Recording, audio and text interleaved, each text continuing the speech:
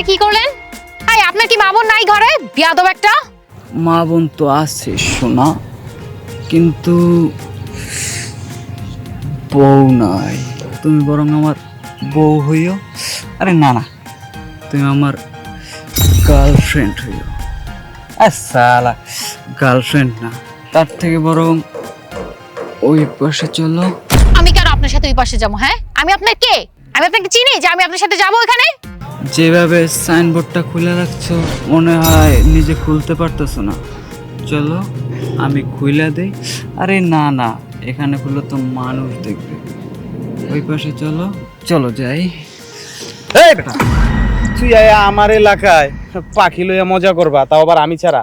তা সর, চলো। এই, ছাড়েন বলতেছে আমাকে। ছাড়েন না আমাকে। আপনি কোথায় নিয়ে আসলেন আমাকে? আপনি কি করতেছেন এসব? হ্যাঁ, আপনি ওর কাছ থেকে নিয়ে এসে আমার সাথে এখন এমন শুরু করতেছেন। আপনি না আসলে একটা খারাপ। আপনাদের মতো সব ছেলেরা এরকম খারাপ। দুনিয়ার সব ছেলে আপনাদের মতো খারাপ, দুশ্চরিত্র, লম্পট, খারাপ জনগণাঙ্কার। আমার সর্বনাশ করার চেষ্টা করতেছেন। থামুন, আমাকে কিছু বলতে দেন। না না, আমি আপনার কোনো কথা শুনতে চাই না।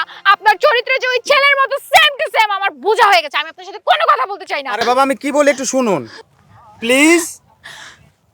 দেখুন, দুনিয়ার সব ছেলে খারাপ না, আমি ওই ছেলের মতো খারাপ না।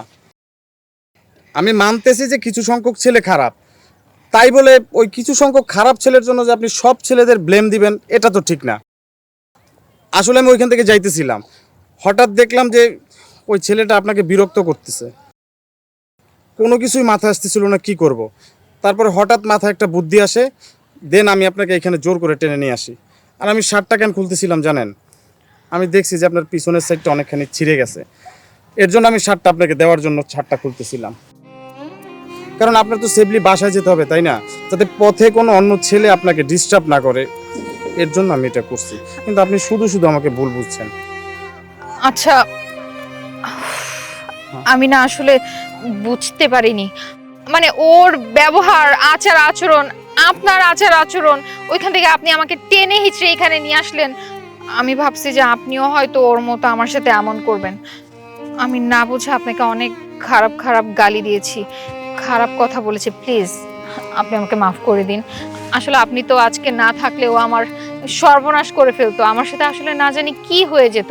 প্লিজ আমাকে ক্ষমা করে দিন, প্লিজ। ইটস ওকে, আমি কিছুই মনে করিনি। সত্যি? হ্যাঁ, চলুন আপনাকে বাসা পর্যন্ত এগিয়ে দিয়ে আসি।